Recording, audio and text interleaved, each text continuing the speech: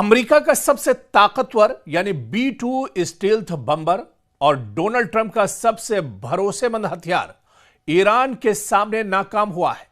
Iran के खिलाफ America का मिशन B-2 बम्बर टाए टाए फिस हुआ है, यानी इस अमेरिका ने खोदा पहाड़ और निकली चुहिया। जी हां, आप देखिए कि B-2 बम्बर का जो नशा है अमेरिका का, वो ईरान ने उतार दिया है। और इस बार यह लग रहा था कि अमेरिका ईरान पर टूट पड़ेगा, ईरान पर B-2 बम्बर के जरिए से एक बड़ा अटैक अमेरिका करेगा, लेकिन यह सब कुछ सच साबित नहीं हुआ। जो बातें निकलकर सामने आ रही थी, जो एक्सपर्ट्स और माहिरीन कह रहे थे कि इस बार ईरान की खैर नहीं है, ईरान के अंदर भी खाना जंगी है और ईरान के बाहर अमेरिका बड़ा अटैक दरअसल ईरान पर करने जा रहा है।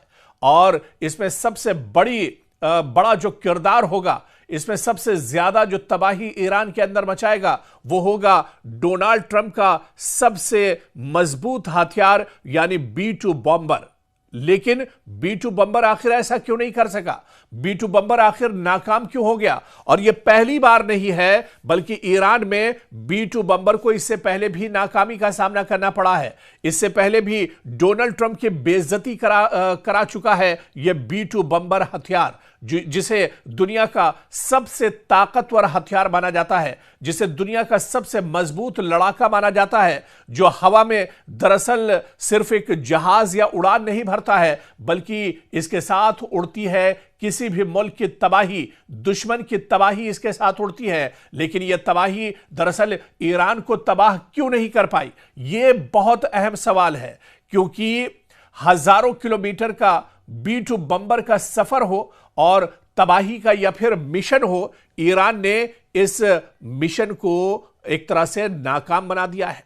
दरअसल यह बात एक मौजूदा तज्जियाती और इंटेलिजेंस रिपोर्ट की बुनियाद पर भी सामने आई है कि अमेरिका का B-2 स्टील्थ बम्बर ईरान की एटमी जो तंसीबात है, ईरान का एटमी जो पूरा प्रोग्राम है, इस पर मुकम्मल तौर पर हमला नहीं कर पाया है, इसे मुकम्मल तौर पर तबाह बर्बाद नहीं कर पाया है और नाकाम साबित हुआ है अमेरिका का सबसे मजबूत हथियार यानी B-2 बम्बर। और आपको तो याद ही होगा कि अमेरिका ने जून 2025 में ईरान की चंद बड़ी जौहरी जो तंसीबात थी, ईरान के जो बड़े अड्डे थे जहां पर एटमी तवानाई का एक तरह से काम किया जा रहा है, जैसे फर्दू की बात करें, इस्फहान की बात करें या नतनज की बात करें, यहां पर निशाना बनाने के लिए अमेरिका ने B-2 बम्बर का ही इस्तेमाल किया था। B-2 बम्बर तैयारों के जरिए बड़ी ताकत वाले बंकर बस्टर बम भी यहां पर अमेरिका ने गिराए थे, लेकिन यह एक तरह से नाकाम साबित हुए। यह कार्रवाई एक खुफिया ऑपरेशन का हिस्सा थी, जिसे बाज रिपोर्ट्स में ऑपरेशन मिडनाइट हैमर जैसे नामों से भी बयान दिया गया, कहा गया था। और अमेरिकी हुकाम इब्तिदाई तौर पर दावा करते रहे कि यह हमले कामयाब और ईरान के एटमी प्रोग्राम को तबाह करने वाले हैं, यानी डोनाल्ड ट्रंप अपने से ही अपनी पीठ एक तरह से थपथपाते रहे। लेकिन जब सच्चाई निकलकर सामने आई तो डोनाल्ड ट्रंप की हवाइयां उड़ गई। डोनाल्ड ट्रंप एक तरह से परेशान हो गए, क्योंकि जो सच्चाई थी वो ये थी कि अमेरिका का सबसे बड़ा जो हथियार है यानी B-2 बम्बर भी ईरान के खिलाफ कार्रवाई करने में नाकाम रहा। और जो हमले उसके जरिए करने का अमेरिका ने दावा किया था, उन हमलों में ईरान का बाल बीका तक एक तरह से नहीं हो पाया, क्योंकि इंटेलिजेंस रिपोर्ट ने दावों को चैलेंज किया है।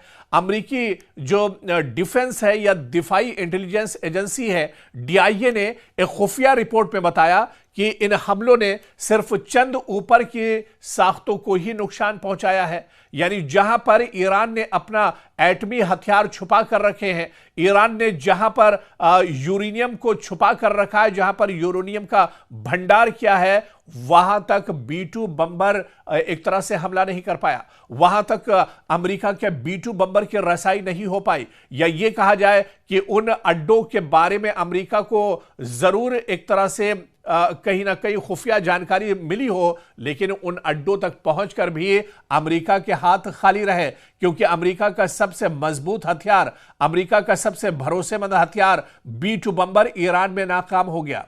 आप देखिए कि फर्दो जहां पर एटमी हथियार यह दावा अमेरिका कर रहा था कि ईरान ने छुपा कर रखे हैं, यहां पर यूरेनियम को रखा गया है। यहां पर आप देखिए कि B-2 बम्बर के जरिए से अमेरिका ने जून 2025 में दावा किया था कि उसने ईरान की जो अंदरूनी तंसीबात है उनको एक तरह से खत्म कर दिया है।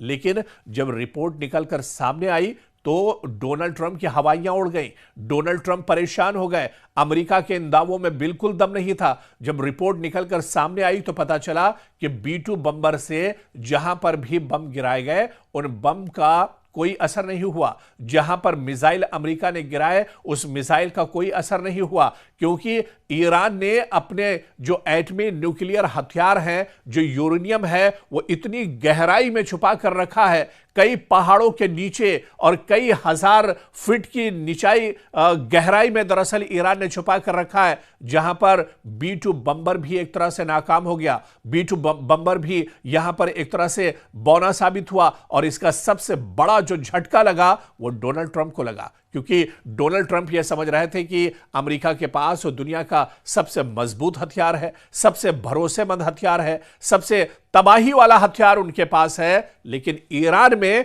उनका B-2 बम्बर तबाही नहीं मचा पाया। और इसी वजह से कहीं ना कहीं ईरान का हौसला बढ़ा हुआ है। ईरान के सुप्रीम लीडर आयतुल्लाह खामनेई ने इसी बिना पर एक तरह से दावा किया कि अमेरिका के पास कोई ऐसा हथियार नहीं है जो ईरानियों के हौसलों को तबाह कर दे, जो ईरान के जो इरादे हैं उनको एक तरह से खत्म कर दे।